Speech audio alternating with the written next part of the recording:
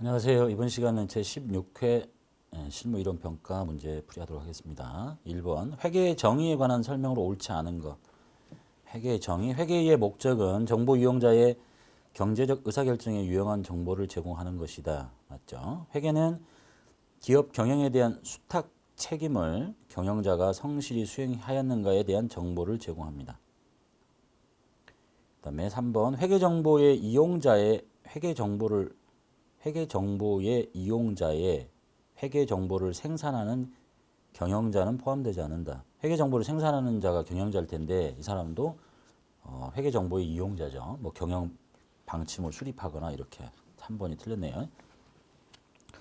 회계는 기업에서 이루어지는 수많은 경제적 사건을 화폐적 숫자로 표현하는 기업의 언어이다. 맞는 얘기입니다. 문제 2번 재무상태표의 작성 기준에 관한 설명인데 옳지 않은 것. 재무상태표. 자산과 부채는 결산일 현재 1년 또는 영업주기를 기준으로 구분합니다. 보통은 1년. 아주 뭐 숙성산업 같은 경우는 뭐 영업주기가 1년을 넘칠 수도 있는 회사. 2번 자산과 부채가 관련되어 있는 경우 원칙적으로 상계에서 표시하는 게 아닙니다. 자산과 부채는 총액으로 보고하는 걸 원칙으로 합니다. 자산과 부채는 유동성이 큰 항목부터 배열하는 것을 원칙으로 하죠. 자산의 경우에는 유동성이라는 얘기는 현금화가 빠른 속도, 손실 없이, 부채의 경우에는 상환기간이 빠른 거. 3번 자산과 부채는 방금 했죠. 가지급금과 가수금 등의 미결산 계정, 임시 항목 이렇게 표현하기도 하고 이것들은 연도 중에 쓸 수 있지만 이걸 재무상태표에 보고할 수는 없습니다. 적절한 과목으로 갈아 끼워야 됩니다. 2번이 틀렸네요. 3번 볼게요. 한공이 전기에 취득한 업무용 차량을 단기 12월 30일에 다음과 같이 내답한대요. 유형자산 처분 손익을 계산하십시오. 이제 취득가액과 감가상각 누계액이 얼마인지만 아시면 처분에 대한 회계 처리를 하시면 되겠죠. 취득원가가 3만 원짜리고 정액법을 쓰고 있고 잔존가치는 없고 내용연수는 5년이네요. 5분의 1. 이게 1년치고 이게 전기 초에 샀으니까 이게 감가상각비가 되겠죠. 200만 원이 나오겠네요. 5, 20.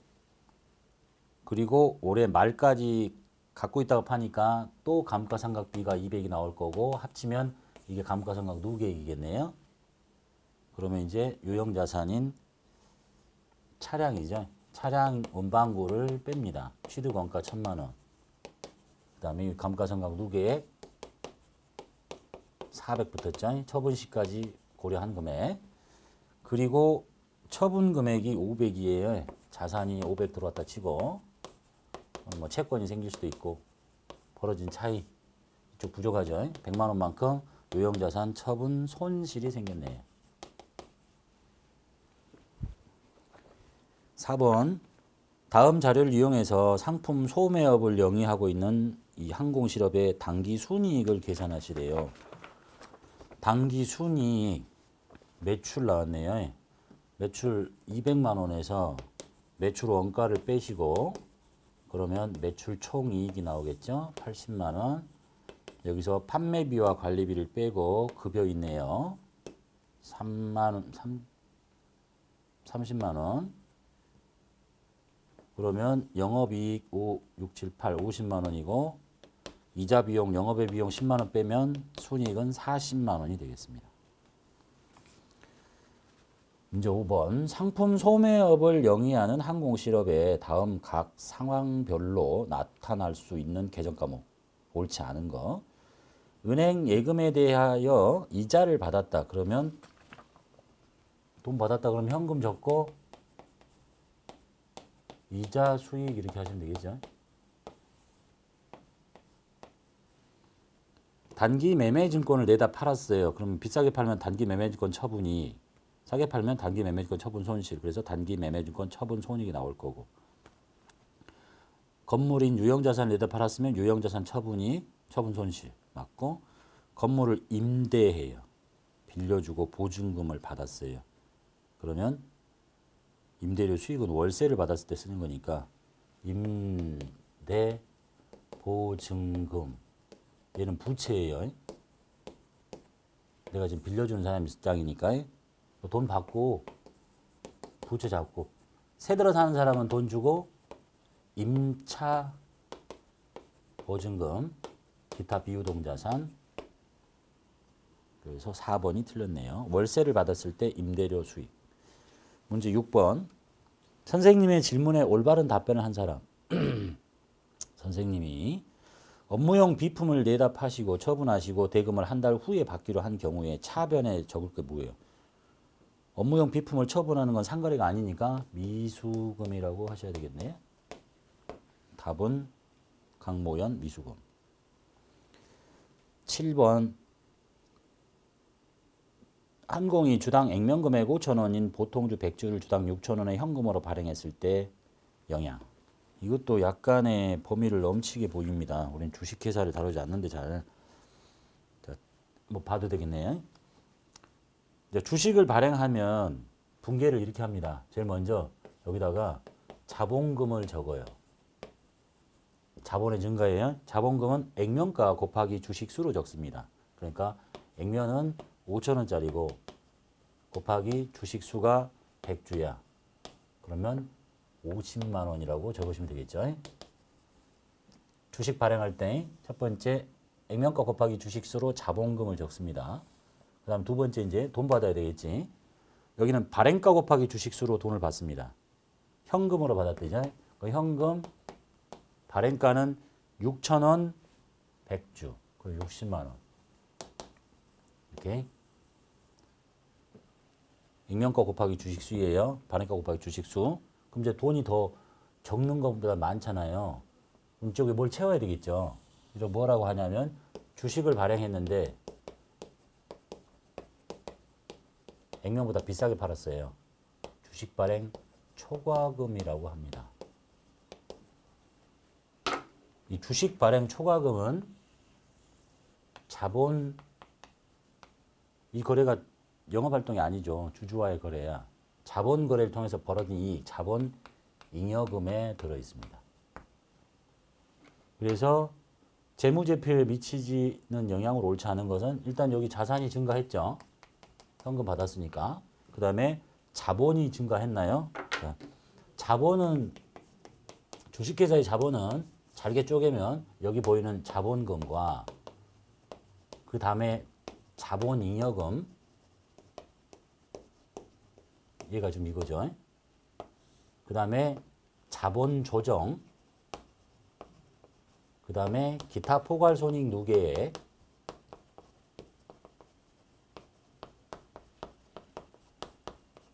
그 다음에 이익잉여금 요것이 늘어났느냐 얘가 늘면 얘가 늘어나는 거고 얘가 늘어도 얘가 늘어나는 거지. 자본금도 증가했느냐 자본금 증가했잖아요. 부채가 증가하지는 않았어요.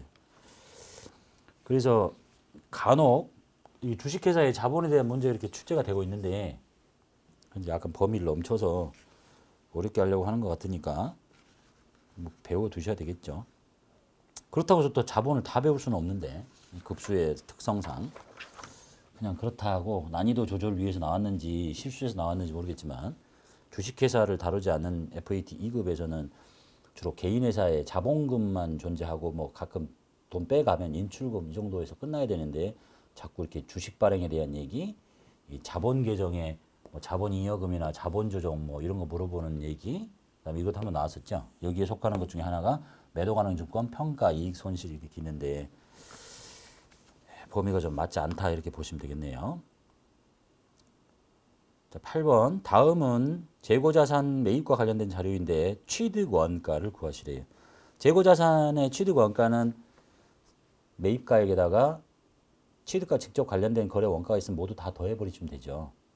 상품대금 100만 원, 사올 때 부담한 운임은 이 자산의 원가에 더하시면 돼요. 그 다음에 상품 매입 대금 지급을 지연했어요. 돈을 늦게 갚아요. 그리고 연체이자가 나가는 것은 그냥 이자 비용 처리하시면 되는 거지. 그 다음에 매입한 후에 보관기간 중에 화재보험료가 나가는 건 그냥 보험료 처리하시면 됩니다. 그래서 상품 대금하고 매입 운임만 매입 취득 원가에 가산하시면 되겠네요. 문제 9번. 총계적 원장의 일부인데 장부를 마감할 때 가나에 들어가는 거. 계정도 보고 이제 읽으셔야 되겠는데요. 외상 매출금은 계정이 자산이죠. 자, 얘는 이제 좀 더 자세히 그리면 외상 매출금이 전기에 쓰고 남은 것이 이제 이쪽으로 넘어옵니다. 전기 2월 이렇게. 그리고 올해 외상 매출금이 새로 생겨요. 이쪽이 증가야. 이쪽이 감소고. 새로 생기면 이쪽에 적힐 텐데 3월 1일에 그 상대방의 이름을 적는 거예요. 70만 원 이렇게 적고 여기 제자라고 했다는 얘기는 뭐냐면 여기 적을 이름이 한 개가 아닌 거야. 한 개 이상일 때 제좌라고 씁니다. 자, 이걸 거래로 보면 왼쪽이 외상 매출금이고 이렇게 해석할 수 있어요. 외상 매출금이 증가했죠. 근데 여기가 이제 매출이 상품 매출이면 여기가 그냥 매출 딱 하나일 거야. 근데 이름이 두 가지인가 봐. 그래서 다 같이 적을 수 없으니까 제자라고 적었던 거예요. 이쪽이 증가야. 그 다음에 이쪽에 이제 8월 20일부터 보통예금이라고 돼 있는 거는 외상 매출금이 없어지고 50만 원이 없어지는 거예요. 이 자리의 주인은 얘예요. 상대방의 이름을 적어 놓은 거야. 근데 외상 매출금이 없어지고 보통예금 통장에 돈 들어온 거야. 그리고 나면 이제 이쪽이 증가. 연도 중에 증가는 70, 연도 중에 감소는 딱 50밖에 없어. 그러면 나머지 20이 남았죠. 이거를 내년도 넘겨야 돼. 내년 넘기려니까 여기 이렇게 마감시키고 뭐라고 하냐면 차기 2월 20. 이제 해가 바뀌면 저 외상 매출금 똑같은 계정에 요거 전기 2월 20. 얘처럼 이렇게 적는다는 거예요. 그래서 계정을 일단 한번 보실 줄도 알아야 되겠고 쉽게 말하면 자산, 부채, 자본이 재무상태표 계정은 잔액을 내년으로 넘겨야 돼. 그러니까 이렇게 적어서 차기 2월 시키고 양쪽을 딱 맞춰서 끝내요. 그리고 전기료 2월 받아. 그런데 손익계산서 항목인 것들은 복리후생비죠. 비용이야. 비용이니까 생길 때 비용은 이쪽에 적히게 돼요. 복리후생비가 여기가 12월 20일자로 현금 이렇게 있다는 얘기는 이걸 분계로 보면 얘의 주인은 얘예요. 복리후생비가 왼쪽에 있는 거예요. 복리후생비 현금으로 나갔어. 이렇게 이해되셨죠? 원래는 이게 없는 게 참 편한데 이렇게 얘 거라니까 얘 비용이 발생한 거야. 근데 상대방 이름을 적어준 거야. 그냥 보면 모르니까. 이렇게 했죠? 그럼 이제 모든 비용들의 항목은 어디로 보내냐면 손익 항목으로 보내요. 손익 계정으로. 손익 12월 31일 날 이렇게 해서 모든 비용 항목을 다 없애버려요. 그러니까 손익계산서 항목은 내년으로 2월이 되는 게 아니에요. 재무상태표 계정은 자산부채 자본 내년으로 넘겼잖아요. 얘는 손익 또는 집합손익이라는 계정으로 마감을 시켜서 없애버려. 그러니까 비용이나 수익은 내년으로 넘어가는 게 아니야. 그래서 이제 이 손익 항목의 양쪽 잔액을 또 보는 거예요. 이렇게. 그래서 이 손익의 금액 이쪽이 100이고 이쪽이 20이다. 그리고 이것도 마감을 시켜야 되거든요. 이쪽을 채워야 돼. 손익 잠깐만 있어 보세요. 나도 헷갈린데. 손익이 여기 있죠. 손익 여기가 이제 여기가 수익이 적히고 여기가 비용이 적히니까 요 벌어진 차이만큼 비용이 20이고 수익이 100이니까 여기만큼이 순이익이 난 거예요. 그렇게 해서 이 손익 계정은 또 어디로 대체가 돼서 사라지냐면 자본금 계정으로 대체가 돼서 사라져요. 정리해야 될 거는 자산, 부채, 자본 계정은 내년으로 넘겨야 되니까 차기 2월 해서 다 넘기고 손익계산서 항목은 내년으로 넘기는 게 아니에요. 다 없애버려야 돼. 이게 상식적으로 이렇게 생각하면 되죠. 작년도에 현금이 100만 원 남아있으면 올해 현금은 얼마부터 출발해야 되겠어요? 100만 원부터 출발해야지. 근데 작년도에 매출이 100만 원이야. 그럼 올해 매출을 얼마부터 출발해야 되겠어요? 0원부터 출발해야지. 안 그래요? 그러니까 0원부터 출발하려니까 작년도에 있는 수익과 비용의 모든 항목을 다 없애버려야 돼. 그 없애는 항목이 바로 손익이라는 계정이라는 얘기예요. 자, 10번 보겠습니다. 자, 단기의 대손 관련 자료인데 이에 대한 분계로 옳은 것을 찾으시래요. 대손 자료네요. 대손 충당금이 14만 원이 남아 있어요. 기초에. 이따 치자. 대손 충당금이 14만 원 있습니다. 그런데 9월 10일 날 외상 매출금이 대손이 발생을 했어요. 그러면 충당금이 많으니까 여기서 3만 원을 갖다 썼겠죠. 그러면 11만 원 남아 있네요. 대손 충당금이. 자, 그리고 기말에 대손 충당금을 추가 설정했어요. 4만 원을. 그러면 분계로 오른 거 이제 15만 원 돼 있겠죠. 각각의 분계를 찾으려네요. 9월 10일 날 요 대손이 일어났을 때 충당금이 많으니까 대손 충당금을 갖다 썼겠네요. 3만 원. 그리고 여기 채권 뺐겠죠. 외상 매출금이면 외상 매출금이 대손 났으니까 외상 매출금을 빼면 돼요. 그래서 이게 9월 10일에 분계로 보면 답이 없네요. 둘 다 틀렸으니까 대손 삼각 B로 처리했네. 그리고 12월 말일자로는 4만 원을 추가로 설정한다잖아. 대손 삼각 B 4만 원, 대손 충당금 4만 원 이렇게 하시면 되겠네요. 그래서 답은 네 번째 것이 답이네요. 11번 볼게요. 유형자산의 감가상각에 대한 설명으로 옳지 않은 것. 취득 원가, 내용 연수, 잔존 가치는 감가상각의 계산 요소입니다. 맞죠? 감가상각 계산 요소는 내용 연수하고 감가상각 대상 금액. 감가상각 대상 금액은 취득 원가에서 잔존 가치를 뺀 금액. 두 번째, 유형자산 중에 토지, 건물, 비품은 감가상각 대상이다. 건물하고 비품은 감가상각 대상이지만 토지는 감가상각을 하지 않습니다. 이유는 내용 연수가 무한합니다. 또 하나 있어요. 건설 중인 자산이라고도 있거든요.